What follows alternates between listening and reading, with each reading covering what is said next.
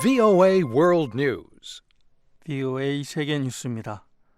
미국과 한국, 일본이 참여하는 첫 탄도미사일 방어 합동훈련이 하와이에서 시작됐습니다. 이번 훈련은 세 나라 간 협력을 발전시키고 북한의 공격 가능성에 대비하는 것이 목적입니다. 퍼시픽 드래곤으로 명명된 이번 훈련에는 미국의 순항미사일 구축함 존 폴 존스호와 슈포, 그리고 카우이 섬에 있는 태평양 미사일 사격훈련 지원소 등이 동원됩니다.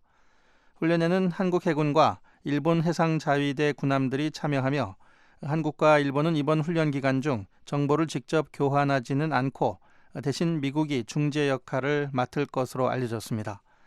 양국은 다음 달 역시 하와이에서 열리는 환태평양 해군 합동연습 림팩에도 다른 나라들과 함께 참가합니다. 한국 국방부의 한 당국자는 어제 기자들에게 한국군이 림팩 훈련에 보낸 세 대의 군함들 가운데는 이지스 구축함인 세종대왕함도 포함됐다고 밝혔습니다. 유럽의회가 오늘 긴급회의를 열고 영국의 유럽연합 탈퇴에 따른 문제들을 논의했습니다. 유럽의회는 이날 준비한 결의안 초안에서 데이빗 캐머런 영국 총리가 유럽 정상들에게 영국의 국민투표 결과를 공식 통보하면 탈퇴 절차가 착수돼야 한다고 밝혔습니다. 캐머런 총리는 오늘 오후 벨기에 브뤼셀에서 열리는 유럽연합 정상회의에서 이번 국민투표에 대한 자신의 입장과 영국의 미래에 관해 발표할 예정입니다. 캐머런 총리는 오는 10월까지는 이른바 리스본 조약 50조에 따른 유럽연합 탈퇴 절차를 발동하지 않을 것이라는 입장을 밝힌 바 있습니다. 지난해 발생한 러시아 전투기 격추 사건에 대해 레제프 타이프 에르도안 터키 대통령이 블라디미르 푸틴 러시아 대통령에게 사과했습니다. 러시아 크렘린궁은 오늘 성명에서 에르도안 대통령이 사과 편지에서 숨진 러시아 조종사 유가족에게 조의와 깊은 애도를 다시 한번 표하고 싶다는 말과 함께 미안하다고 밝혔다고 전했습니다. 에르도안 대통령 측 대변인은 사과에 대한 분명한 언급은 하지 않은 채 푸틴 대통령에게 편지가 전달된 사실을 확인했습니다. 러시아의 수호이 24 전투기는 지난해 11월 시리아 반군을 대상으로 한 군사작전을 벌이던 중 터키 영공을 침범했다는 이유로 터키군에 격추돼 조종사 2명 중 1명이 사망했습니다.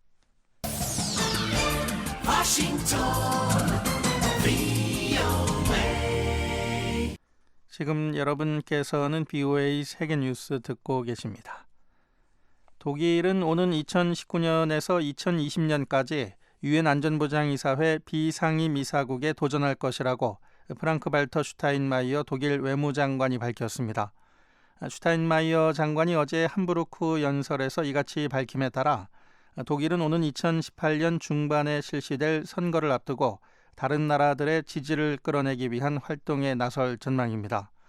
슈타인마이어 장관은 연설에서 유엔과 안보리는 세계 평화를 위해 더 많은 노력을 해야 한다며 모든 문제에도 불구하고 안보리는 국제 구속 조치들을 결정하는 유일한 기구로 남아있다고 강조했습니다.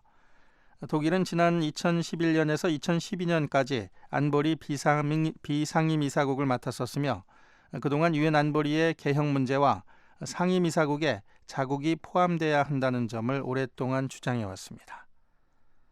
미군이 아프가니스탄 북부 쿤두즈주에 최근 공습을 가해 무장조직 탈레반에 붙잡혀 있던 인질들이 목숨을 잃었다고 아프간 관리들이 밝혔습니다. 아프간 관리들은 BOA에 지난 26일 이뤄진 미군의 공습으로 인질 외에도 탈레반 전사 일부가 사망했다고 전했습니다. 숨진 인질들은 아프간 정부군 출신자들이었던 것으로 추정되는 가운데 시신들은 쿤두즈시의 한 병원으로 옮겨졌습니다. 미 국방부의 한 관리는 BOA에 당국도 민간인 사망 의혹에 대해 알고 있지만 자세한 내용은 알지 못한다고 밝혔습니다. 중국 당국이 티베트의 정신적 지도자 달라이라마의 미국 내 활동에 대해 경고했습니다. 달라이라마는 최근 미국 인디애나주에서 열린 미국 시장회의에 참석해 미국의 유명 팝 가수 레이디 가가와 우연히 만나 이야기를 나눈 사진과 동영상이 인터넷에 올랐습니다. 두 사람은 이날 동정심 등 인류에 대해 이야기를 나눈 것으로 알려졌습니다. 이에 대해 중국 정부는 불쾌한 반응을 나타냈습니다. BOA 세계뉴스 천일규였습니다.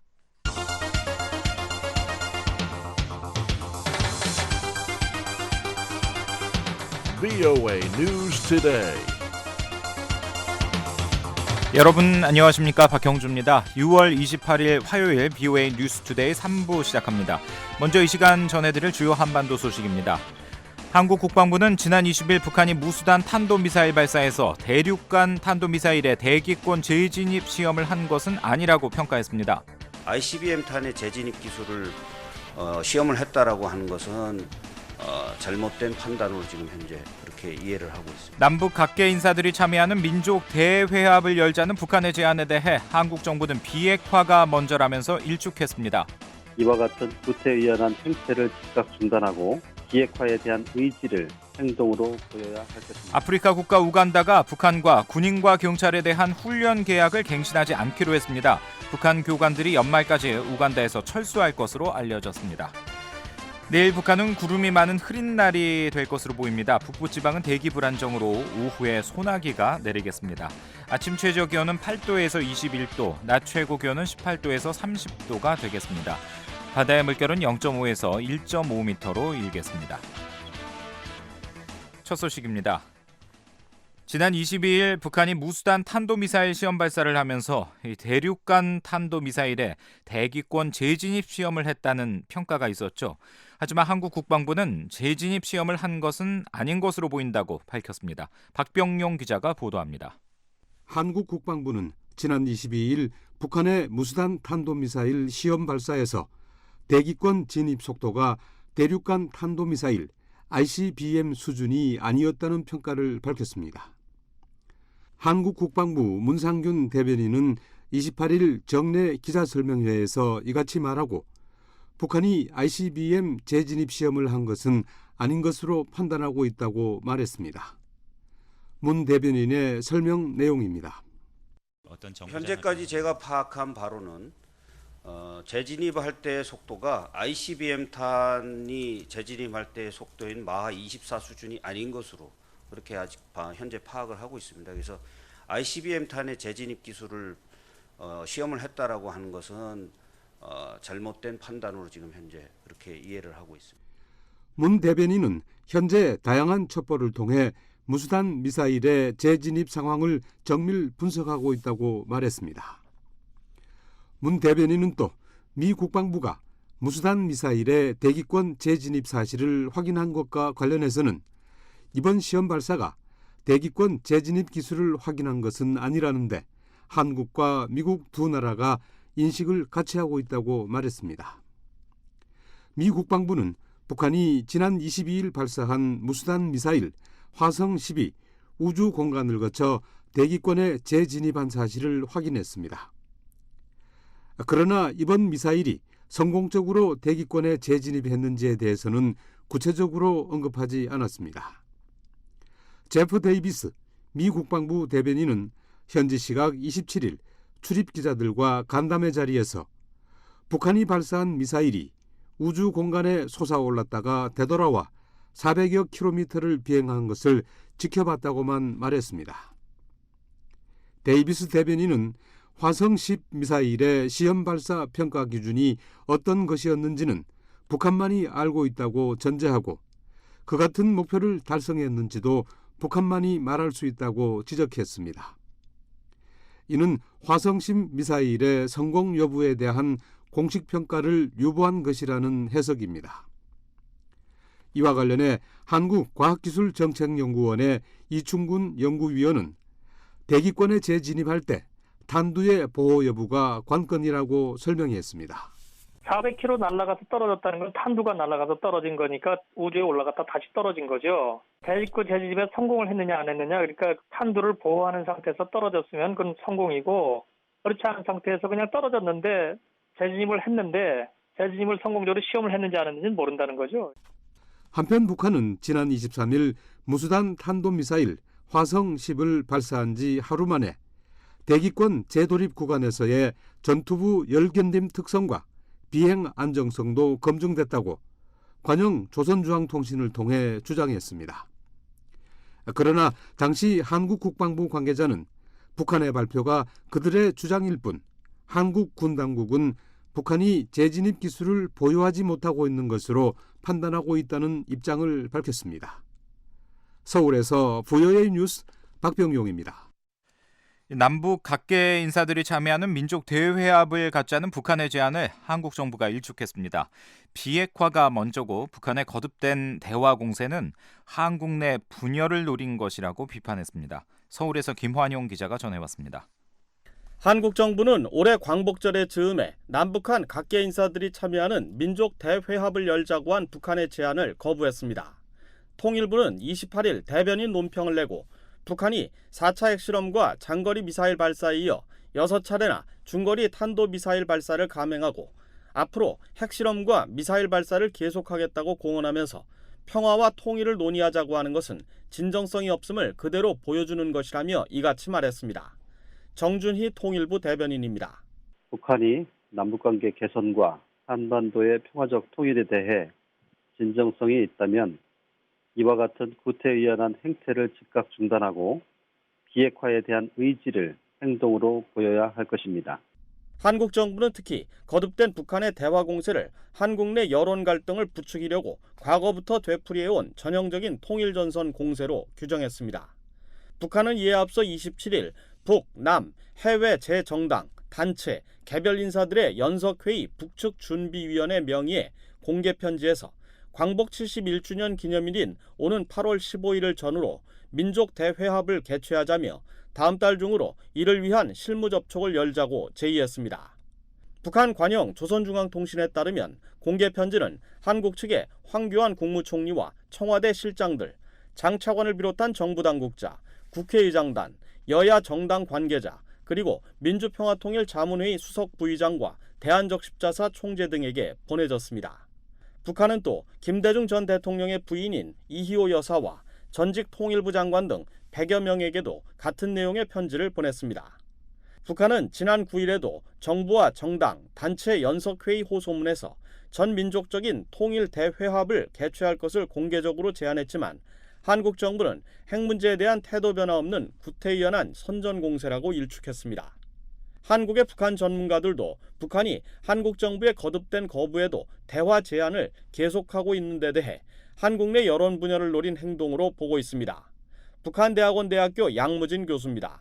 북한은 지난 7차 당대에서 통일 방안 또 그리고 남북한 개선 이것이 이 결과물로 나왔기 때문에 그에 대한 구체적인 이해 조치로서 민족 대회합이라는 것도 들고 나왔고 더 나아가서는 이 남남 갈등을 야기시켜물 해가지고 박근혜 정부의 대북 정책 전환을 이끌려는 그런 전략적 의도도 당연히 있는 것으로 분석합니다. 전문가들은 북한이 핵 보유국 지위를 전제로 한 대화 공세에 박차를 가할 것으로 전망했습니다. 한국국책연구기관인 통일연구원 조한범 박사는 북한이 전방위적인 대화 공세를 펴고 있지만 궁극적인 표적은 미국이라며 자신들의 핵과 미사일 실험이 거듭되면서 미국 내 일부에서 현 상태 동결을 전제로 한 협상론이 고개를 들고 있는 점을 파고들려고 할 것으로 내다봤습니다. 또 자신들의 의도대로 미국이 협상에 응할 경우 한국 정부도 남북 대화에 대한 압박이 커질 것이라는 전략적 계산이 깔려 있다는 설명입니다. 7차 당대에서 나타나듯이 북한은 이미 핵을 보유한 국가다. 그렇기 때문에 핵을 보유한 상태에서 협상을 하겠다는 자세를 가지고 있어요. 그러니까 핵을 보유한 상태이기 때문에 이제는 기존의 핵은 유지하면서 전방위적인 협상을 통해서 실리를 확보하겠다 이런 자세를 가지고 있습니다. 전문가들은 그러나 북한의 이런 대화 공세가 장기간 이어지긴 어려울 것으로 보고 있습니다. 대화 공세가 실효를 거두지 못하고 국제사회 제재로 경제만 악화될 경우 북한으로선 추가 핵실험 카드를 또다시 꺼내들 가능성이 크다는 관측입니다. 서울에서 VOA 뉴스 김환용입니다. 유엔 안보리가 회원국들이 제출한 대북 제재 이행 보고서 일부를 공개했습니다. 모두 8개 나라의 보고서가 공개됐는데요. 대부분 철저한 이행을 약속하고 있습니다. 함지아 기자가 취재했습니다. 가장 먼저 대북 제재 이행 보고서를 제출한 서유럽의 작은 나라 모나코는 안보리 결의를 충실히 이행하고 있다고 확인했습니다. 모나코는 지난달 12일 제출한 이행 보고서에서 자국 장관령 188호를 통해 유엔 안보리 결의 2270호에 이름을 올린 개인과 기관을 자국 목록에 추가했다고 밝혔습니다. 아울러 국경 통제 등 비자 관련 업무와 법 집행, 금융 부문에서도 안보리 결의의 이행을 다짐했습니다. 이처럼 이행 보고서를 제출한 나라들은 대부분 유엔 안보리의 대북 결의 2270호를 자국법에 어떻게 적용시켰는지, 이행을 위해 어떤 노력을 기울이고 있는지 등을 밝히고 있습니다. 27일 현재 유엔은 모나코 외에 터키와 산마리노, 우크라이나, 이집트, 라오스, 캐나다, 호주 등 8개 나라의 대북 제재 이행 보고서를 공개한 상태입니다. 이 중 3쪽 분량의 가장 긴 보고서를 낸 터키는 2270호가 채택된 지 60일 안에 외교부를 포함해 관련 정부기관에 이행 관련 사항을 전파했다고 밝혔습니다. 특히 해운과 항공, 수출 통제, 외교 간의 불법 활동 등 세부적인 내용을 일일이 거론하면서 이행 의지를 강조했습니다. 우크라이나는 외교부를 통해 안보리 결의 내용을 모든 정부기관과 우크라이나 국립은행과 공유했다면서 이후 안보리 결의가 담고 있는 내용을 포함한 장관 내각령 초안을 마련해 현재 의회의 승인을 기다리고 있다고 밝혔습니다. 북한의 우방국인 라오스도 2270호 채택 이후 정부 차원에서 관련 지침서를 모든 정부기관에 전파하는 한편 제재 대상 개인과 기관, 원양해운 관리회사 소속 선박의 이름과 사치품 목록도 작성해 내려보냈다고 덧붙였습니다. 또 비록 북한과 외교 관계를 맺고 있고 상호 방문도 하고 있지만 라오스는 단호하게 이 같은 활동이 안보리 결의에 위배되지 않는 방식으로 이루어지도록 했다고 명시했습니다. 캐나다와 호주는 기존의 법 조항을 통해 대북 결의 내용이 상당 부분 이행되고 있는 것은 물론 추가 제재 조치를 마련 중이라고 밝혔습니다.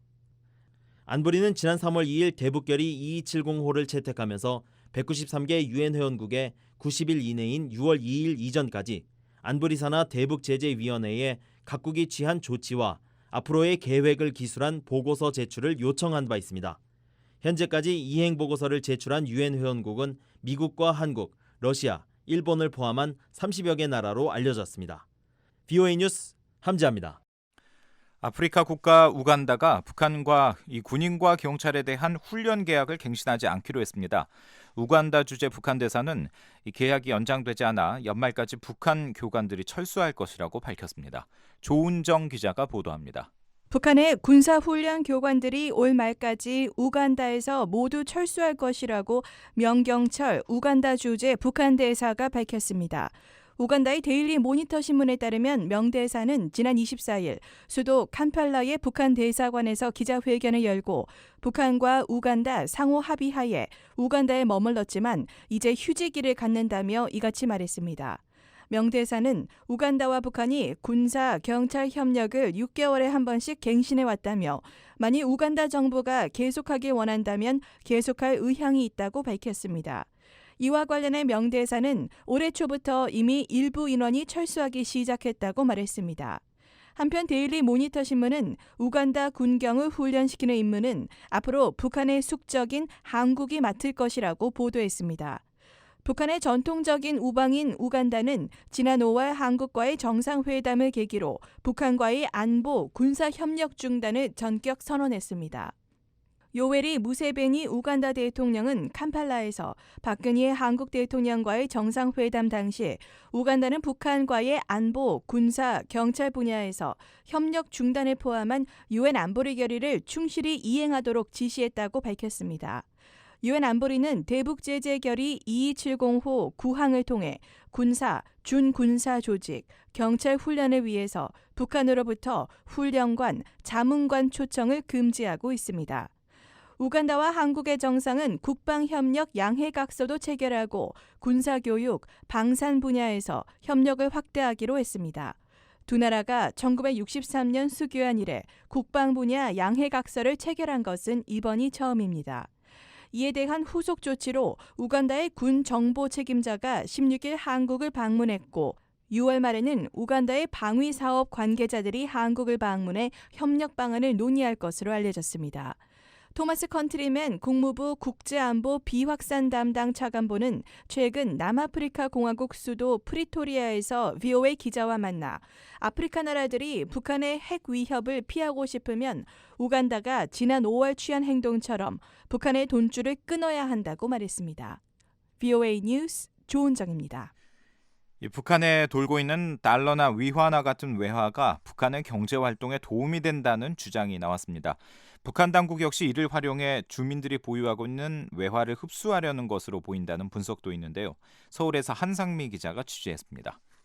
북한의 달러라이제이션, 즉 달러화 현상이 과도한 인플레이션으로 위축되어 있는 북한의 경제 활동을 정상화시킬 수 있다는 분석이 제기됐습니다.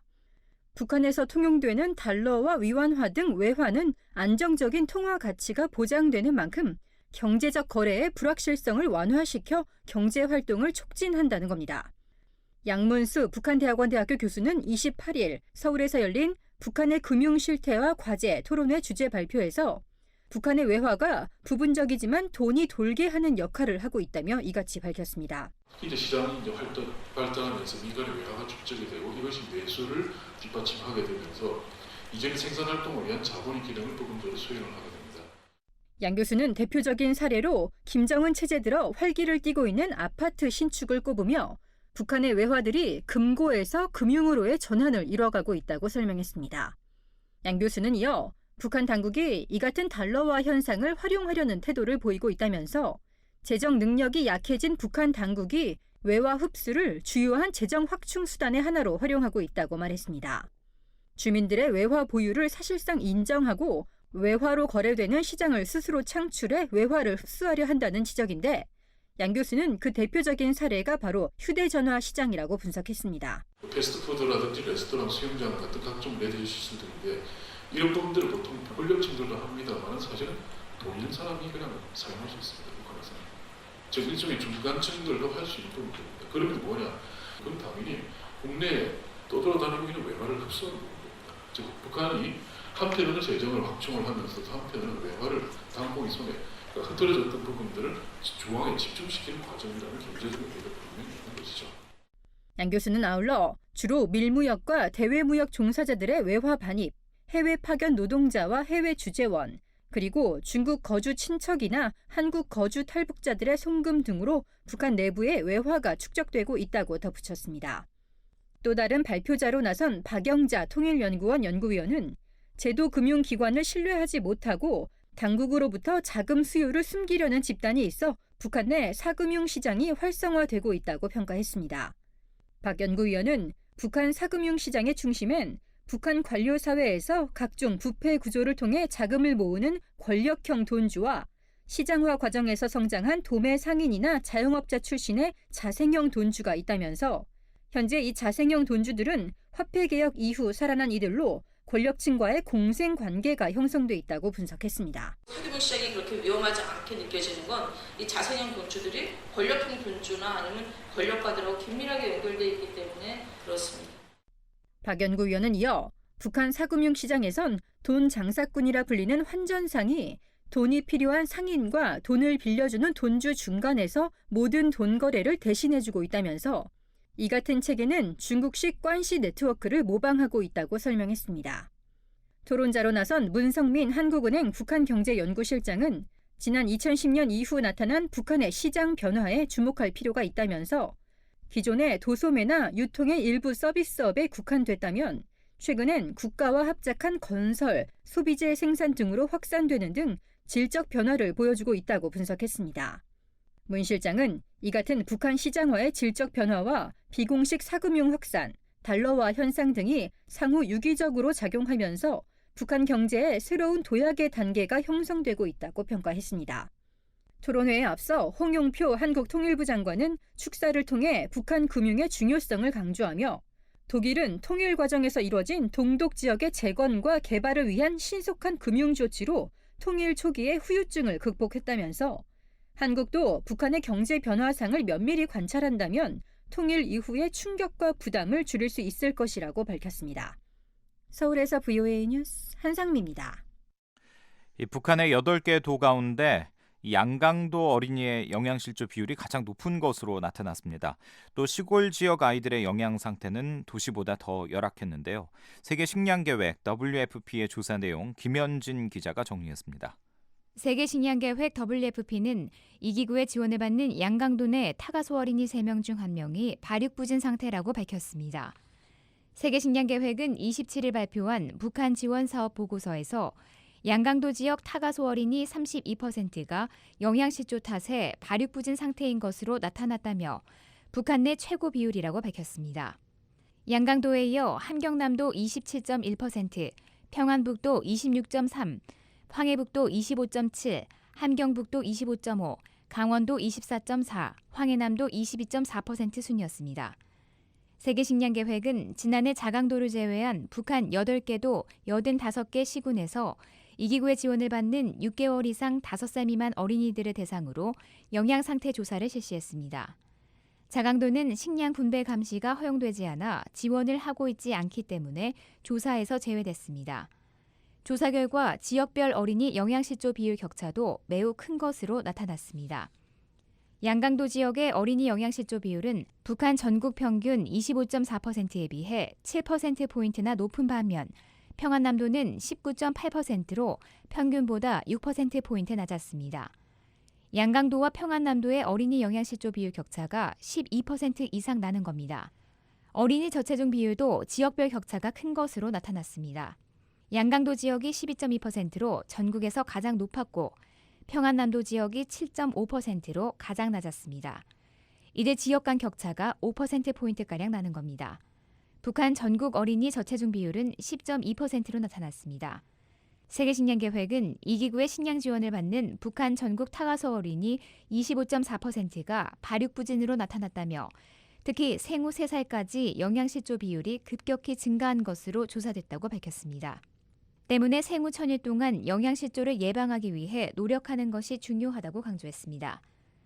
세계식량계획은 이번 조사에서 6개월에서 2살 미만 가정에서 질과 양면에서 제대로 된 식사를 하고 있지 못한 것으로 나타났다고 밝혔습니다. 특히 북한 주민들의 단백질과 지방 섭취량도 국제 기준의 70에서 85% 수준이었다고 지적했습니다. 아울러 시골 지역 주민들의 영양 상태가 개인 밭과 시장에 대한 접근성이 낮아 도시 지역에 비해 열악하다고 밝혔습니다. 한편 세계식량계획은 다음 달부터 북한 주민 170만 명을 대상으로 2년 6개월 동안 새로운 영양지원 사업을 시작합니다. 세계식량계획은 8개도 60개 시군에서 새 영양사업을 시작할 계획이라며 이를 위해 1억 2,600만 달러가 필요하다고 밝혔습니다. VOA 뉴스 김현진입니다. 북한은 6.25 한국전쟁은 미국이 남한을 사주에 일으킨 북침 전쟁이라고 주장했습니다. 하지만 예소련의 비밀 문서가 대거 공개되면서 이 전 세계 학계는 6.25를 김일성이 기획하고 스탈린과 마오쩌둥이 후원한 전쟁으로 이미 결론을 내린 상태죠. 최원기 기자가 전해드립니다. 북한 당국은 6.25를 미제의 사주를 받은 남조선 괴뢰들이 일으킨 침략 전쟁으로 규정하고 있습니다. 1950년 6월 25일 미국의 지시에 따라 남한의 이승만 정권이 북한을 침략해 전쟁이 시작됐다는 주장입니다. 북한 정권의 이런 주장은 북한의 초중고 교과서는 물론 모든 매체에 반영돼 있습니다. 북한이 제작한 6.25 기록 영화입니다. 미제가 조선 전쟁을 일으킨 1950년 6월 25일 북한 당국은 6.25 북침 주장의 근거로 몇 가지 자료를 제시하고 있습니다. 예를 들어 일본에서 발간된 전쟁 대답 없는 질문이란 제목의 책을 인용해 당시 미국의 덜레스 국무장관이 한국의 이승만 대통령에게 북조선을 공격할 준비가 돼 있다면 미국은 유엔을 통해 도와주겠다고 시사했다는 주장을 하고 있습니다. 그러나 6.25 전쟁 전문가로 지난 1981년 한국 전쟁의 기원이란 책을 펴냈던 미국 시카고 대학의 브루스 커밍스 교수는 남한이 북한을 먼저 공격했다는 북침설은 사실이 아니라고 말했습니다. There's no evidence that South Korea invaded and there's 남한이 미국의 사주를 받아 북한을 침공했다는 북침설을 뒷받침할 만한 아무런 증거가 없다는 겁니다. 커밍스 교수는 오히려 진실은 그 반대라고 지적했습니다. 당시 미국은 이승만 대통령에게 대북 도발을 하지 말라는 분명한 입장을 전달했다는 겁니다. The Americans had clearly told Syngman Rhee that if he provoked an invasion or if he 6.25 전쟁의 기원과 관련해서는 그동안 세 가지 견해가 있었습니다. 우선 소련과 중공의 팽창주의 정책에 따라 한반도를 공산화하기 위해 북한이 남한을 침략했다는 전통주의 이론이 있습니다. 또 다른 것은 북한이 주장하는 북침설로 남한이 미국의 사주를 받아 북한을 공격했다는 겁니다. 세 번째는 수정주의 이론으로 6.25 전쟁은 1930년대부터 시작된 한민족 내부의 좌우 갈등의 연장선에 있기 때문에 북침이냐 남침이냐 하는 것은 중요치 않다는 겁니다. 그러나 1990년대 러시아의 비밀 문서가 대거 공개되면서 북한이 주장하는 북침론은 사실상 자취를 감췄습니다. 특히 1994년 6월 당시 러시아의 보리스 옐친 대통령이 한국의 김영삼 대통령에게 옛소련의 외교 문서들을 넘겨주면서 6.25의 진실이 백일하에 드러나기 시작했습니다. 탈북자 출신인 안찬일 세계 북한연구센터 소장의 말입니다. 우리 김영삼 대통령에게 6.25 전쟁에 관한 모든 문서, 즉 스탈린과 김일성의 어떤 미략, 또 스탈린이 그 모태동에 대한 설득, 중공군의 참전, 이런 모든 그 역사적 자료들을 김영삼 정권에 넘겨줌으로써 그 문서를 통해서 이것은 완전히 계획되고 그 철저하게 준비된 남침이라는 것이 전 세계에 확인되게 된 것입니다. 러시아가 넘겨준 300여 종의 문서에는 1949년부터 1953년까지 소련 외무부와 북한 외무성 간에 오간 외교 전문 등 6.25의 원인을 규명할 수 있는 극비 자료가 포함돼 있었습니다. 이에 따르면 김일성은 1949년 3월 5일 모스크바에서 스탈린을 만나 무력으로 통일을 이루겠다는 의사를 밝혔습니다. 스탈린은 당시만 해도 남침을 허용하지 않고 유보적인 입장을 보였습니다. 그러나 이듬해인 1950년 2월 9일 스탈린은 북한의 남침 계획을 승인했습니다. 스탈린이 50년 5월 14일 중국의 마오쩌둥에게 보낸 외교 전문에는 국제 정세 변화에 따라 통일에 착수하자는 조선인들의 재창에 동의한다는 내용이 들어있었습니다. 이어 김일성은 슈티코프 당시 평양 주재 소련 대사를 면담하는 자리에서 소련이 지원한 무기와 장비가 모두 북한에 도착했다며 6월까지 완벽한 전투준비 태세를 갖추겠다고 통보했습니다.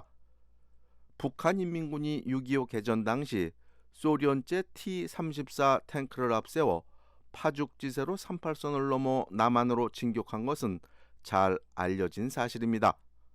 소련은 전쟁이 발발한 뒤에도 북한에 대한 지원을 계속해 51년 3월에는 북한에 2개 항공사단과 트럭 6,000대를 제공했습니다. 이렇듯 소련의 비밀 문서가 대거 공개되면서 전 세계 학계에서는 6.25는 김일성이 기획하고 스탈린과 마오쩌둥이 후원한 전쟁으로 결론이 난 상태라고 워싱턴의 민간 연구소인 윌슨 센터의 로버트 해서웨이 연구원은 말했습니다. Kim Il-sung sent North Korean troops across the DMZ and was 북한 전문가들은 공개된 공산권 문서 외에도 6.25가 남침이라는 또 다른 분명한 증거가 있다고 지적합니다.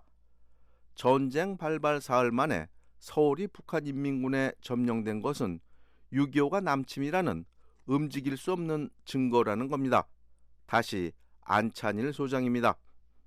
만약에 남한이 먼저 침략했다, 그러면 뭐 북한의 평양을 점령했겠습니다만은 남한은 그 당시 말로는 뭐 북진 전쟁을 좀 말했습니다만 실제적으로 전쟁에 대한 아무런 준비가 없었고 북한은 철저한 준비를 하고 기습 공격을 감행했기 때문에 3일 만에 서울까지 점령하는 이런 그 결과를 가져왔고 6.25 당시 미국에 대항해 북한을 돕는다는 이른바 항미 원조의 명분 아래 전쟁에 참전했던 중국의 입장도 조금씩 바뀌는 조짐을 보이고 있습니다.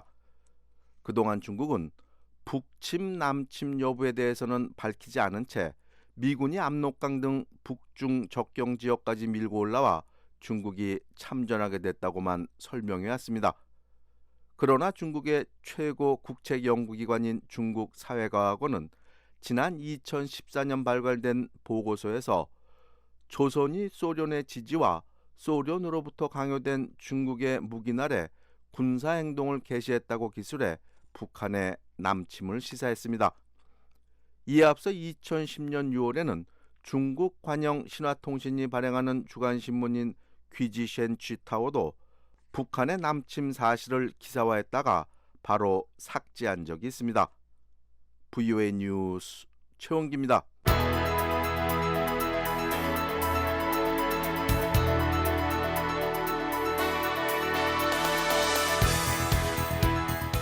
네, 세계 곳곳의 뉴스와 미국 뉴스를 정리해드리는 세계는 지금 시간입니다. 오늘은 부지영 기자와 함께하겠습니다. 어서 오십시오. 네, 안녕하세요. 네, 안녕하세요.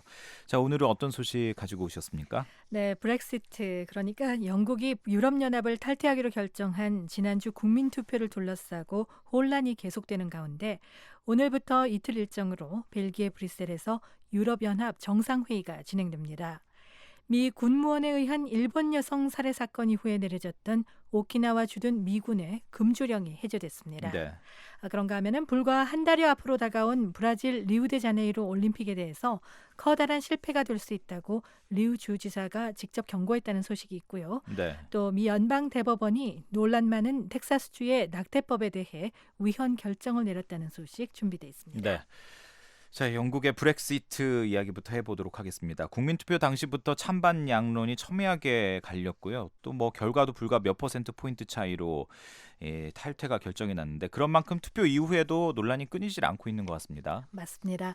영국에서 유럽연합, 그러니까 EU 탈퇴 결정을 되돌리고 싶어하는 목소리가 커지고 있습니다. 네. EU 잔류 쪽에 많은 표를 던졌던 젊은 층을 중심으로 해서 후회하다라는 뜻의 영어 단어 regret, 그리고 브렉시트를 합친 리그렉시트라는 말이 또 유행하는가 싶더니 예. 급기야 국민투표는 법적인 구속력이 없어서 영국 정부가 EU 탈퇴 절차를 실제로 진행하지 않아도 된다는 그런 얘기까지 나오고 있습니다. 예. 뉴욕타임즈는 오늘 영국이 브렉시트를 피할 수 있는 방법 4가지를 주요 기사로 뽑기도 했습니다. 네. 어떤 식으로 이 브렉시트를 피할 수 있다는 건가요? 네, 요약하면 이렇습니다. 예. 먼저 EU 탈퇴 절차 등을 다루고 있는 실무 규정인 리스본 조약 50조를 영국 정부가 발동하지 않아서 탈퇴 협상을 아예 하지 않는 방안입니다. 예. 두 번째로는 스코틀랜드나 북아일랜드 같이 EU 잔류 의견이 높았던 영국 내 지방의회가 이 국민투표 결과에 거부권을 행사하는 방안이 있고요. 또 세 번째는 영국이 조기 총선거를 실시하면서 각 정당의 공약에 국민투표 결과를 포함시켜 선거를 통해서 재심판받는 겁니다. 예. 그리고 나머지 한 가지 방법으로는 영국 사회 일각에서 끊이지 않는 요구를 수용해서 재투표를 실시하는 건데요. 네. 이 영국과 서방 주요 매체들이 이렇게 브렉시트 현실화를 막는 방법에 대해서 진지하게 다루기 시작했다는 것은 그만큼 영국의 EU 탈퇴 결정을 되돌려야 한다는 여론이 힘을 얻고 있다는 뜻이 되겠습니다. 예. 물론 이제 여론이 이런 분위기로 가고 있습니다만 글쎄요, 얼마나 이제 현실성이 있을지는 좀 더 지켜봐야 될 것 같습니다. 네. 그런가 하면 일단 영국의 탈퇴 문제를 논의하기 위한 유럽연합의 정상회의가 오늘부터 시작됐죠. 맞습니다. 오늘부터 이틀 동안 유럽연합 본부가 있는 벨기에 브뤼셀에서 EU 정상회의가 진행됩니다. 예. 오늘은 데이비드 캐머런 영국 총리가 참석을 했지만 내일은 영국 총리 없이 나머지 EU 회원국 정상들이 의견을 나누게 되는데요. 예. 이 첫날 회의 결과가 아직 구체적으로 공개되진 않았지만 이 캐머런 영국 총리가 이 브렉시트에 대한 영국 내 상황 그리고 앞으로 대책을 보고했고요.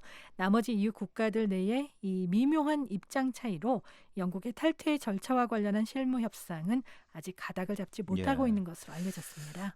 회의 분위기는 어떻게 전해지고 있습니까? 네, 영국을 뺀 나머지 27개 유럽연합 회원국들 사이에서 입장이 엇갈립니다. 네. 이 정치, 경제, 외교적 혼란을 최소화하기 위해서 서두르지 말고 영국과 밀접하게 대화를 진행해 나가야 한다는 온건파가 있는 반면에 네.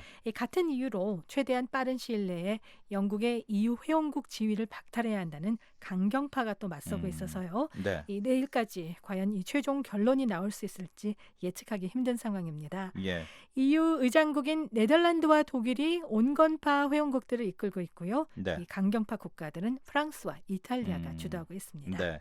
일단 내일까지 EU 회원국 정상들이 모여서 영국의 탈퇴 절차와 관련된 구체적인 방법을 내놓게 된다면 지금의 혼란이 좀 잦아들까요? 글쎄요. 네, 회의적인데요. 예. 이번 회의에서 EU 정상들은 영국 없는 유럽연합의 구체적인 미래를 논의하기 위해서 오는 9월에 이 정상회의를 다시 소집하기로 결의할 것이란 이런 전망이 우세합니다. 예. 이번 EU 정상회의는 브렉시트 국민투표와 관계없이 영내 이민 경제 외교 문제를 논의하기 위해서 미리 예정됐던 회의였거든요. 네. 또 영국의 보수당도 이 사임 의사를 밝힌 데이비드 캐머런 총리 후임의 선출을 9월로 예정하고 있는데요. 네. 이 보수당 측은 신임 총리가 EU 탈퇴 이 실무 협상 과정을 이끌 것이라고 공언했기 때문에 이 당분간은 이 유럽의 앞날에 대한 이런 불확실성이 제거되지 않을 것이란 관측입니다. 이 최소한 9월까지는 혼란이 이어지지 않을까 이렇게 전문가들이 보고 있습니다. 예.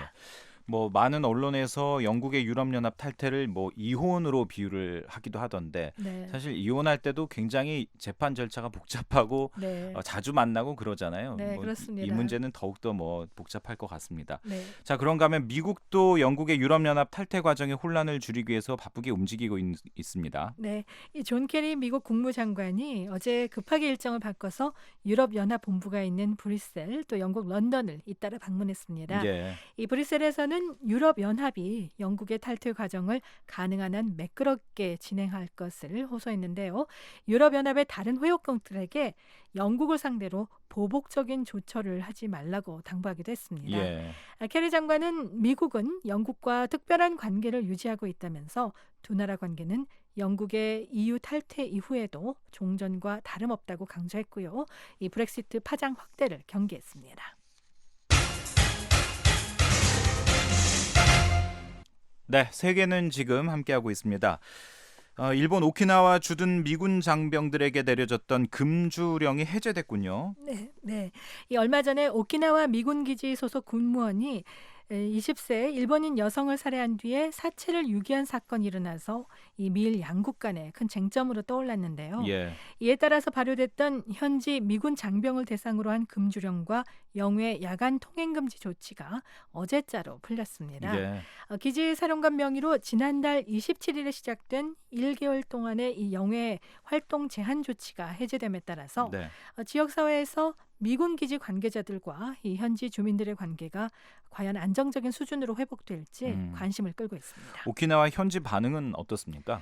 네, 오키나와 현은 이번 미군 장병들의 영해 활동 제한 조치 해제에 맞춰서 성명을 냈는데요. 이 오키나와 주둔 미군 최고 책임자인 로런스 니콜슨 미 해병대 제3원정군 사령관에게 미군과 군무원의 기강 확립을 재차 요구했습니다. 예. 자, 앞서 이제 한 달 동안 있었던 영해 활동 제한 조치가 해제됐다라고 얘기를 해주셨는데 그렇다면 현지에 있는 미군 장병들이 바깥에서 자유롭게 이제 활동을 할 수 있는 건가요? 그렇지만은 않습니다. 이 예. 해병대 장병들과 육군 공수부대원들을 비롯한 현지 주둔 미군 병력은 이 기지 밖에서 술을 마실 경우 이번 조치 해제 전과 마찬가지로 해당 술집에서 자정 전에 나와야만 하고요. 네. 또 오전 1시 이후에는 영해 출입이 여전히 금지되는 그런 단서 조항이 붙어 있습니다. 예. 그동안에 미군이 이 현지를 떠나야 한다 이런 목소리가 오키나와에서 굉장히 좀 많이 높았었던 것 같습니다. 집회에 수만 명이 몰리기도 했었죠. 맞습니다. 지난 19일에 열린 오키나와 현민대회에 이 지역 주민과 오나가 다케시 오키나와 현 지사를 비롯한 정치권 인사 등 무려 6만 5천여 명의 군중이 모인 가운데 미일 주둔군 지휘협정, 소파의 전면 개정, 또 후텐마 미군기지 폐쇄, 예. 오키나와 주둔 미군의 대부분을 차지하는 미 해병대를 철수할 것을 요구사항으로 내놓기도 했죠. 네. 그렇다면 이들의 요구사항은 지금 어떻게 진행이 되고 있습니까? 네, 일단 이 후텐마 미군 기지 이전 사업은 일본의 이 집권 세력인 자민공명 양당이 미 당국과 긴밀한 협의를 통해서 이 계획대로 진행할 예정입니다. 이 소파의 경우에는 개정 방침이 알려지지 않았는데요. 미 국방부와 국무부는 이 소파의 적용과 실행 과정을 보완하겠다는 입장을 여러 차례 내놓은 바 있습니다. 미 해병대 병력의 철수는 전혀 고려되지 않고 있는 것으로 알려졌습니다.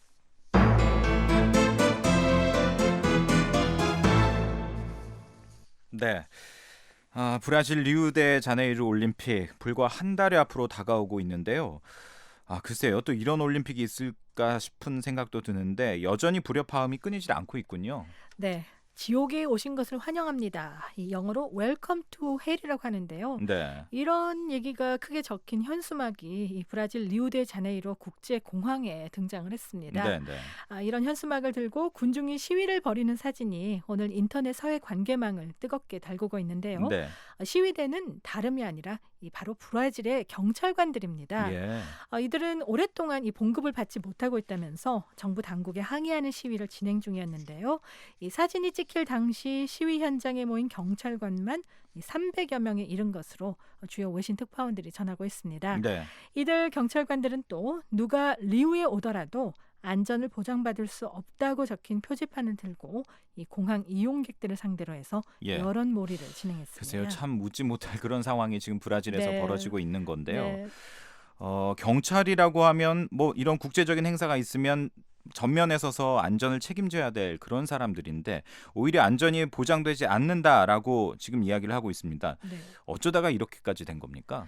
네, 이 최근 브라질 사회 전반이 이 장기적인 경제난을 겪고 있거든요. 예. 거기다가 지우마 호세프 대통령에 대한 이 탄핵 사태까지 겹쳐서 매우 혼란스럽습니다.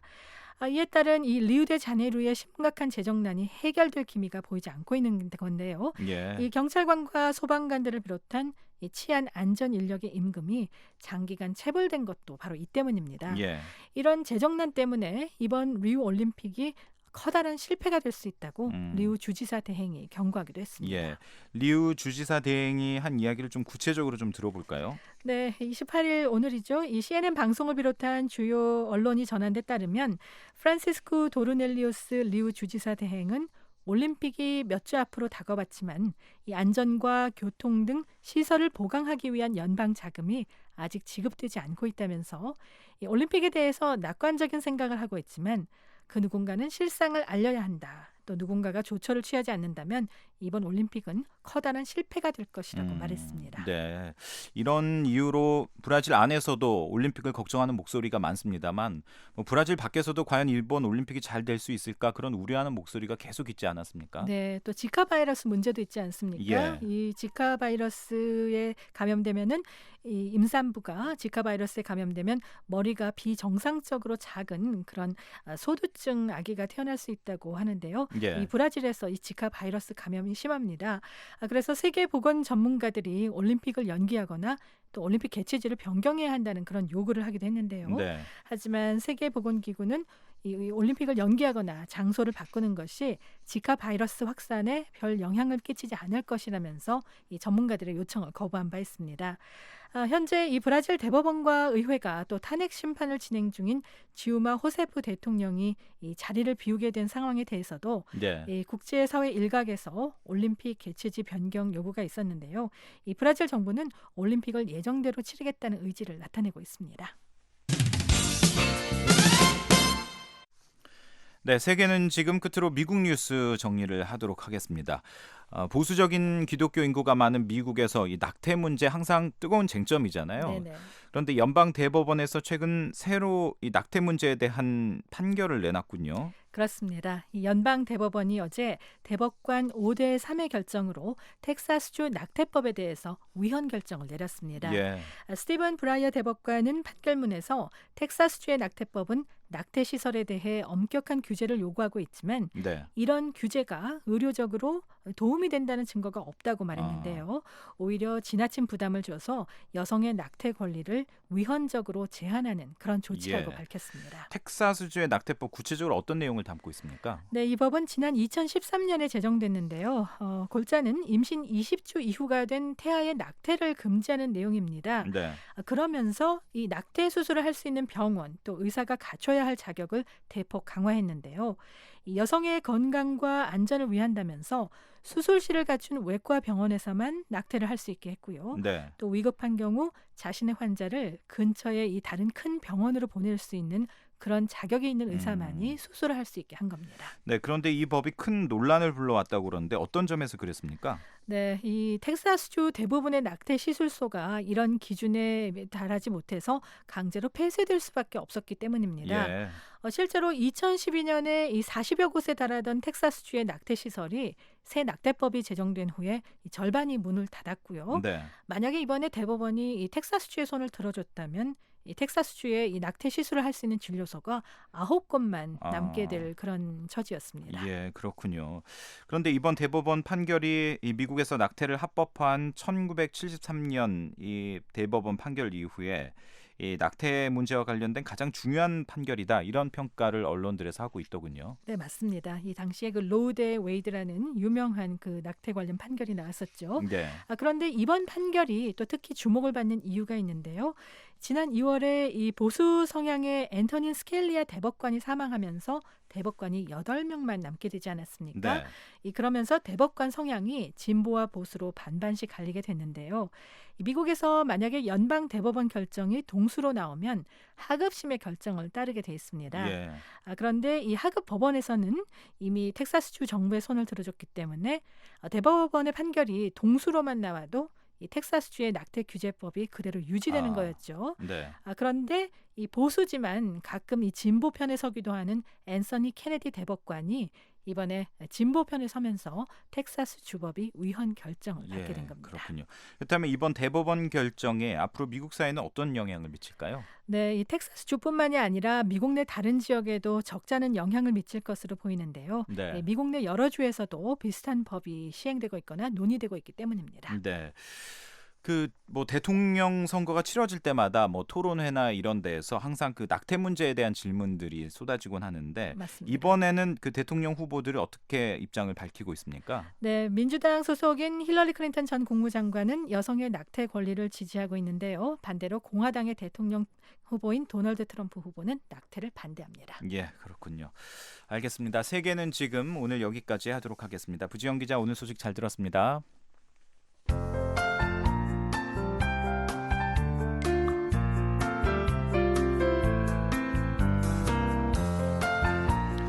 네, 끝으로 북한 지역 날씨입니다. 내일 북한은 구름이 많은 흐린 날이 될 것으로 보입니다. 북부지방은 대기 불안정으로 오후에 소나기 오는 것이 있고요.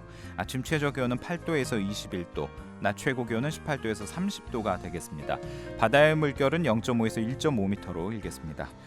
다음은 지역별로 살펴봅니다. 내일 평안남도는 구름이 많고 흐릴 것으로 보이고요. 양덕에는 오후 한때 소나기가 내리겠습니다. 평양 아침 기온 21도, 낮 최고 기온 29도, 남포 아침에는 19도, 낮에는 27도입니다. 평안북도 구름 많고 흐린 가운데 중강 강계 희천에 역시 소나기 소식이 있습니다. 중강 아침 기온은 15도, 낮 기온은 28도입니다. 황해도 역시 오전 오후 구름 많습니다. 함경남도는 흐린 가운데 장진 해산 풍산 지역에 소나기 소식이 있고요. 삼지연 역시 오후에 소나기가 내릴 것으로 보입니다. 동해북부, 서해북부 해상 모두 구름이 많고 흐릴 것으로 보입니다. 바다의 물결은 0.5에서 1.5m 사이로 그리 높지 않습니다. 지금까지 한국기상청 제공 북한 날씨였습니다. 네, 6월 28일 화요일 뉴스투데이 3부 마칠 시간입니다. 잠시 뒤에는 세계 뉴스가 이어집니다. 여기는 미국의 수도 워싱턴이고요. 저는 지금까지 박형주였습니다. 여러분 함께해 주셔서 고맙습니다. 오늘도 편안한 밤 보내십시오.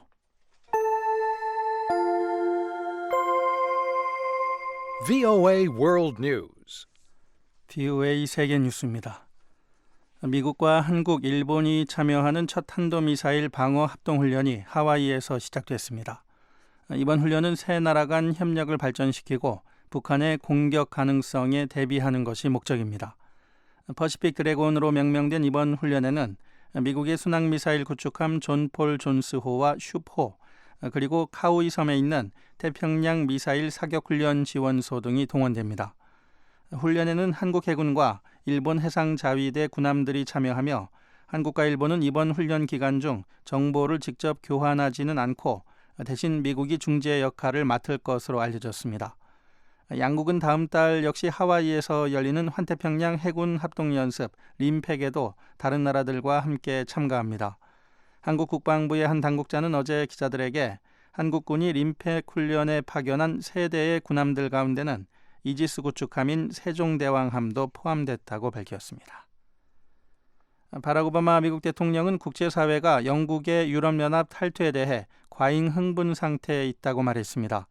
오바마 대통령은 어제 미국 공영 라디오 방송인 NPR과의 인터뷰에서 자신은 영국의 유럽연합 탈퇴 결정으로 인해 큰 변화가 있을 것으로 예상하지 않았다며 이같이 밝혔습니다. 오바마 대통령은 그 같은 이유로 유럽의 핵심 가치들은 그대로 남아있고 국제사회의 최우선 과제들도 변함이 없을 것이라며 유럽의 국가주의 정서가 확산될 것이라는 우려를 일축했습니다.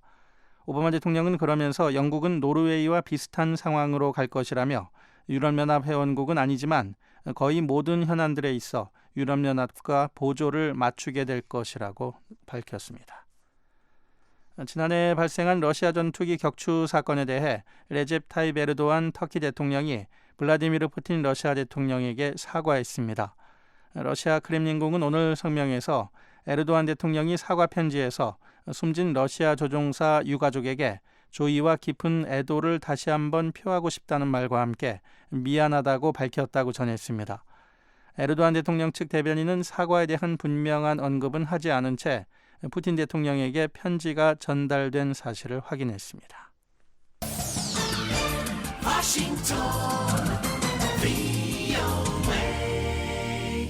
지금 여러분께서는 VOA 세계 뉴스 듣고 계십니다. 독일은 오는 2019년에서 2020년까지 유엔 안전보장이사회 비상임 이사국에 도전할 것이라고 프랑크 발터 슈타인마이어 독일 외무장관이 밝혔습니다. 슈타인마이어 장관이 어제 함부르크 연설에서 이같이 밝힘에 따라 독일은 오는 2018년 중반 실시될 선거를 앞두고 다른 나라들의 지지를 끌어내기 위한 활동에 나설 전망입니다. 슈타인마이어 장관은 연설에서 유엔 안보리는 세계 평화를 위해 더 많은 노력을 해야 한다며 모든 문제에도 불구하고 안보리는 국제 구속 조치들을 결정하는 유일한 기구로 남아있다고 강조했습니다. 독일은 지난 2011년에서 2012년까지 안보리 비상임 이사국을 맡았었으며 그동안 유엔 안보리의 개혁 문제와 상임 이사국에 자국이 포함돼야 한다는 점을 오랫동안 주장해왔습니다. 미군이 아프가니스탄 북부 쿤두즈 주에 최근 공습을 가해 무장조직 탈레반에 붙잡혀 있던 인질들이 목숨을 잃었다고 아프간 관리들이 밝혔습니다. 아프간 관리들은 BOA에 지난 26일 이뤄진 미군의 공습으로 인질 외에도 탈레반 전사 일부가 사망했다고 전했습니다. 숨진 인질들은 아프간 정부군 출신자들이었던 것으로 추정되는 가운데 시신들은 쿤두즈시의 한 병원으로 옮겨졌습니다. 미 국방부의 한 관리는 BOA에 당국도 민간인 사망 의혹에 대해 알고 있지만 자세한 내용은 알지 못한다고 밝혔습니다. 중국 당국이 티베트의 정신적 지도자 달라이라마의 미국 내 활동에 대해 경고했습니다. 달라이라마는 최근 미국 인디애나주에서 열린 미국 시장회의에 참석해 미국의 유명 팝 가수 레이디 가가와 우연히 만나 이야기를 나눈 사진과 동영상이 인터넷에 올랐습니다. 두 사람은 이날 동정심 등 인류에 대해 이야기를 나눈 것으로 알려졌습니다. 홍예희 중국 외교부 대변인은 이와 관련해 달라이라마가 해외에서 여러 곳을 방문하고 활동하는 목적은 오직 티베트 독립에 관한 주장을 강화하려는 것이라고 밝혔습니다. VOA 세계뉴스 천일규였습니다. 지금까지 여러분께서는 VOA 한국어 저녁 방송을 들으셨습니다. VOA 한국어 저녁 방송은 저녁 7시 30분부터 11시 30분까지 4시간 동안 중파 1188kHz를 통해 들으실 수 있습니다. 또 밤 8시 30분부터 9시 30분까지 1시간 동안은 단파 7460kHz와 9490kHz로 들으실 수 있습니다. 그리고 밤 9시 30분부터 11시 30분까지 단파 11990kHz, 12110kHz로도 VOA 한국어 저녁 방송을 들으실 수 있습니다. 그리고 매일 아침 3시 30분부터 5시 30분까지 2시간 동안 보내드리는 VOA 한국어 아침 방송은 단파 5875, 7365, 7485kHz로 들으실 수 있습니다. 함께해 주신 여러분 고맙습니다. 다음 방송 시간까지 안녕히 계십시오.